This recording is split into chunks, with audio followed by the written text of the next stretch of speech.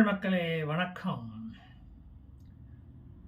பொறுத்தது போதும் மனோகரா, பொங்கி எழு என்று திருவாரூர் மனோகரன் பொங்கி எழுந்துள்ளான். உண்மை நிலவரம் என்ன என்று தெரியாமல் தமிழர்களை மோடி இழிவுபடுத்துவதை சற்றொப்ப என்னால் பொறுத்து கொள்ளவே முடியாது. தமிழகத்துக்கு வரும்போது தமிழர்களை அறிவாளிகள் என்று கூற வேண்டிய அவசியம் என்ன மோடிக்கு? அந்த அவசியம் எதற்கு வந்தது? இப்படி தமிழர்களை புகழ்வதில் இருந்தே தெரியவில்லையா? ஆந்திராக்காரர்கள் சர்வ மடையர்கள் என்பதாகத்தானே அதற்கு அர்த்தம். அதை அப்படித்தானே எடுத்துக்கொள்ள வேண்டும். எங்களை தொட்டு பார்த்தவனையும் சீண்டி பார்த்தவனையும் மேஜைக்கடியில் ஒளிந்து இருந்து கொண்டு பார்த்து கொண்டுதான் இருக்கிறோம். தமிழகம் வரும்போதெல்லாம் திருவள்ளுவரை மேற்கோள் காட்டி பேசும் மோடி என்றாவது தமிழர்கள் போற்றும் கலைஞர் அண்ணாவின் பொன்மொழிகளை மேற்கோள் காட்டி பேசியது உண்டா? காமராஜரை நாங்கள் புகழ்ந்து பேசி மக்களை குஷியில் ஆழ்த்தியதை பற்றியெல்லாம் ஏன் அவர் மேற்கோள் காட்டுவதில்லை? எருமைத்தோல் தமிழன் கருப்பு தமிழன் என்றால் உங்களுக்கு அவ்வளவு இளக்காரமாக இருக்கிறதா? 2 கழகங்களையும் மாறி மாறி ஆதரிக்கும் தமிழர்களை கண்டால் உங்களுக்கு சர்வ மடையனாக தெரிகிறதா? இதற்கு அர்த்தம் அதுதானே. பூரி ஜெகநாதர் கோவிலின் பொக்கிஷம் இருக்கும் அறை சாவி தமிழ்நாட்டுக்கு போய்விட்டது என்று மோடி கூறியதன் அர்த்தம் என்ன? கோவில் கொள்ளையர்கள் தமிழகத்தில் தான் அதிகம் இருக்கிறார்கள் என்றுதானே அவர் கூறுவதாக அர்த்தமாகிறது. தமிழகத்தில் இருந்து போன IAS அதிகாரி VK பாண்டியன் ஒரு தமிழ்ச்சங்கம் வளர்த்த மதுரைக்காரன். அவர் IAS பதவியை துறந்துவிட்டு பிஜு பட்நாயக்கின் ஜனதாதள் கட்சியில் சேர்ந்து மந்திரியாகி சுகஜீவிதம் நடத்துவது உங்களுக்கு பிடிக்கவில்லை இல்லையா? அவர் சேர்ந்த அந்த கட்சிக்காக அவர் தேர்தல் பிரச்சாரம் பண்ணுவது உங்கள் கண்களை உறுத்துகிறதா? தமிழர்கள் சுகமாக ஜீவிப்பது பிடிக்காத ஜென்மங்கள் ஆயிற்றே இந்த காவிகள். ஆந்திராக்காரர்கள் தமிழ்நாட்டை ஆளும்போது ஒரு பச்சை தமிழன் ஒரிசாவை ஆளக்கூடாதா? தேர்தல் பிரச்சாரங்களின் போது நாகரீக வரம்புகளை மீறாமல் கொள்கை கோட்பாடுகள் செயல் திட்டங்கள் மீது ஆக்கப்பூர்வமான விமர்சனங்களையும் சாதனைகளையும் முன்வைத்து எப்படி ஓட்டு கேட்க வேண்டும் என்று திமுகவினரை பார்த்து கற்றுக்கொள்ளுங்கள். உங்களுக்கு கற்றுத்தர சிவாஜி கிருஷ்ணமூர்த்தி தலைமையில் பாசறையில் சியர்ஸ் சொல்லிக்கொண்டு உங்களுக்கு சியர்ஸ் சொல்ல காத்து கொண்டு இருக்கிறார்கள் அவர்கள். உத்தரப்பிரதேச மக்களை இழித்தும் பழித்தும் தென்னிந்தியர்கள் பேசுவதாக நீங்கள் தமிழர்களைத்தானே நைசாக கூறினீர்கள். தென்னிந்தியர்கள் என்றாலே தமிழர்கள் தானே. இந்த அடிப்படை அறிவு கூடவா எங்களுக்கு இல்லாமல் போய்விட்டது? ஜெகநாதர் ஆலய பொக்கிஷ சாவி காணாமல் போய்விட்டதாக கூறுவது எவ்வளவு பெரிய அபத்தம்! இந்தி தெரியாத செயல்பாபு ஒரிசா மாநிலம் பக்கமே போகாமல் இருக்கும் போதே இப்படி அபாண்டமாக பழி போடலாமா? இதிலிருந்தே உங்கள் நோக்கம் என்னவென்று தெரிகிறதே. அதை கேட்டால் திராவிடம் பொங்காதா? கோபம் அவங்களுக்கு வராதா? அவங்க என்ன ஜடமா? கொதித்து எழமாட்டார்களா? வெள்ளை குடை பிடித்த எங்களின் கரங்களை கருப்பு குடை பிடிக்க வைத்து விடாதீர்கள், எச்சரிக்கிறோம். நீங்கள் கூறியது கோடிக்கணக்கான பூரி ஜெகநாதரை வணங்கும் தமிழக ஆன்மீக மக்களை அவமதிப்பது போல் உள்ளது. அது மட்டுமல்ல, ஒரிசா மாநில மக்களை இப்படி அவமதிப்பது நீங்கள் திமுகவின் உரிமையில் தலையிடுவது போல் உள்ளது.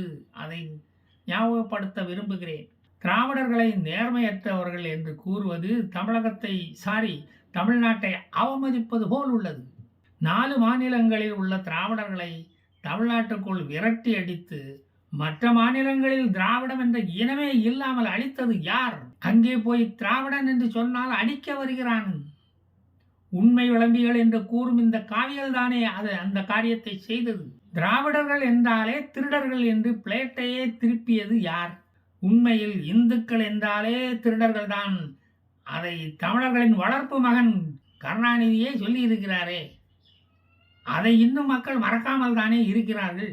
எங்களது திராவிட ஆட்சியை பார்த்துவிட்டு தமிழர்களைப் போல அறிவாளிகள் எங்கும் இல்லை என்று கூறுவதும், பிறகு கோவில் பொக்கிஷங்களை கொள்ளையடிப்பவர்கள் என்று எங்களை கூறுவதும் ஒரே இரட்டை வேடம் இல்லையா?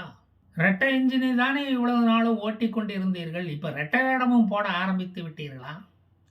உண்மை பேசுவதாக நினைத்து கொண்டு எங்களின் வண்டவாளங்களை வெளியிடுவதை ஒன்றிய அரசு இத்துடன் நிறுத்தி கொள்ள வேண்டும்.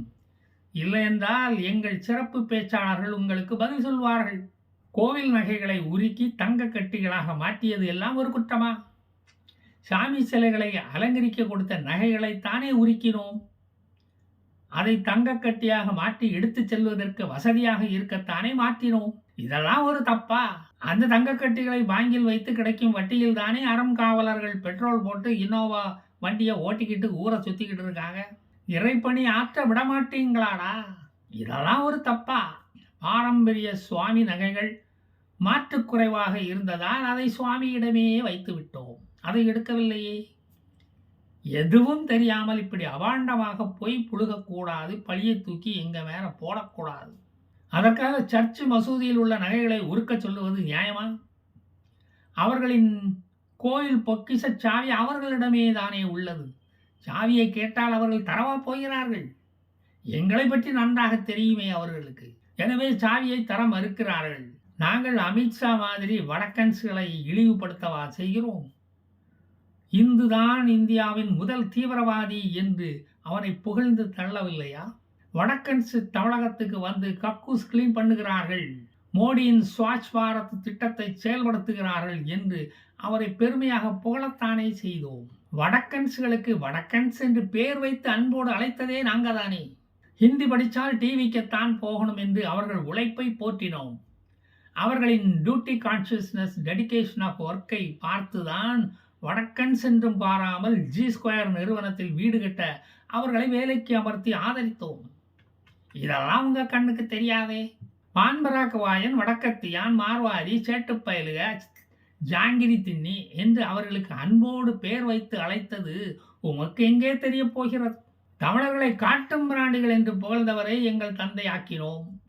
கடவுள் இல்லை என்று சொன்னவரை மிச்சந்தியில் நிறுத்தி சிலையாக்கி கடவுளாக்கி மாலையிட்டு வணங்கினோம். நாங்களா கடவுள் மறுப்பாளர்கள்?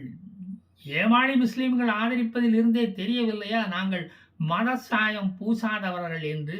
இல்லை என்றால் அவர்கள் எங்களிடம் வருவார்களா? இதையெல்லாம் வேடிக்கை பார்க்கும் தமிழர்களை முட்டாள்கள் என்று எவனாவது கூறுகிறானா? இல்லையே. அதையும் பெரியார் தான் வந்து சொல்ல வேண்டியது இருக்கிறது அவர்களுக்கு. சாவு கிடக்கும் போது சங்கரா சங்கரா என்று தேவாரம் ஓதச் சொல்லி கேட்டவனுடைய வாரிசுகளை மக்கள் வெறுப்பதாக கூறுவது ஒட்டுமொத்த இந்து மக்களையே அவமதிப்பதாக இருக்கிறது. மோட்சம் கிடைப்பதற்காக வாய் மந்திரங்களை முணுமுணுத்த தலைவனின் வடவர்த்தனம் உங்களுக்கு எங்கே தெரிய போகிறது?